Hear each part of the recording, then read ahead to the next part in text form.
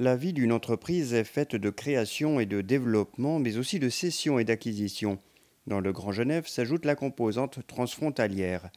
La dernière table ronde TRGG du cycle 2019 a attiré un auditoire attentif au conseil éclairé des panélistes. Car les différences franco-suisses sont multiples d'un point de vue juridique, fiscal ou comptable. Une fois un contrat signé, il est toujours difficile de renégocier.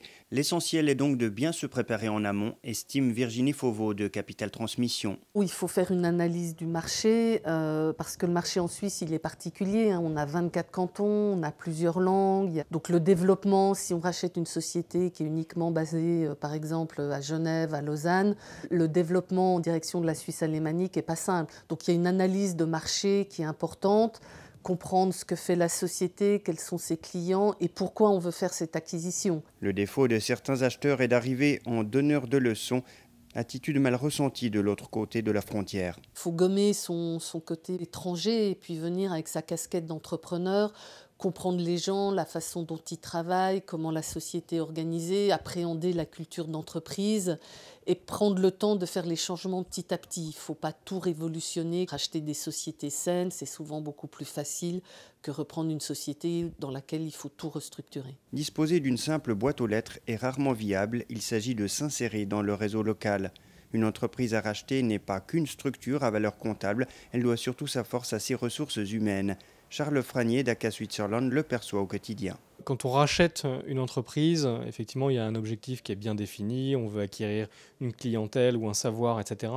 Mais souvent, on oublie qu'une société est composée d'employés et c'est elles qui font vraiment la richesse des entreprises qu'on rachète. Donc il est important effectivement de bien communiquer, de bien expliquer la vision, cette phase de changement qui est très stressante pour les employés. Le sain développement d'une entreprise réside beaucoup dans sa crédibilité. Ce qui fait foi en Suisse, c'est la réputation. Donc se renseigner en amont sur la réputation de la structure qu'on souhaite acquérir est très importante. Aujourd'hui, il y a beaucoup de canaux qui permettent de le faire, que ce soit des sites d'évaluation, mais également par le bouche à oreille, par les différents événements de réseau, des chambres de commerce, etc.